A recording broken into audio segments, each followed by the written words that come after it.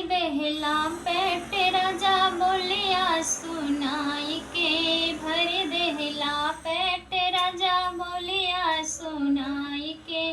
चली जबै नैहर बीरन के बोलाई के, चली जबै नैहर बीरनवा बोलाई के।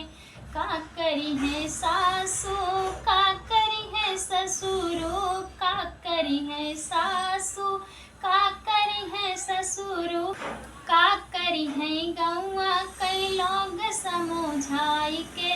चले जबै नैहर बीरनवा बोलाई के, चले जबै नैहर बीरनवा बोलाई के। भर देहला पेट राजा बोलिया सुनाई के।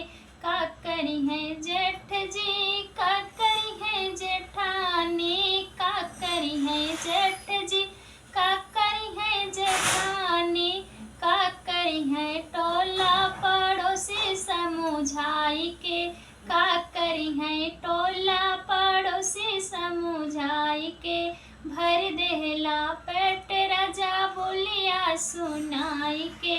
चली जबै नैहर बीरनवा बोलाई के, चली जबै नैहर बीरनवा बोलाई के।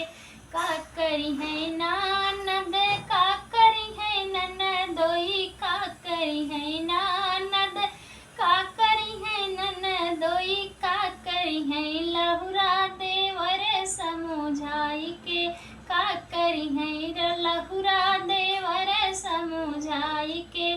चली जबै नैहर बीरनवा बोलाई के, चली जबै नैहर हम भैया बोलाई के। भर देहला पे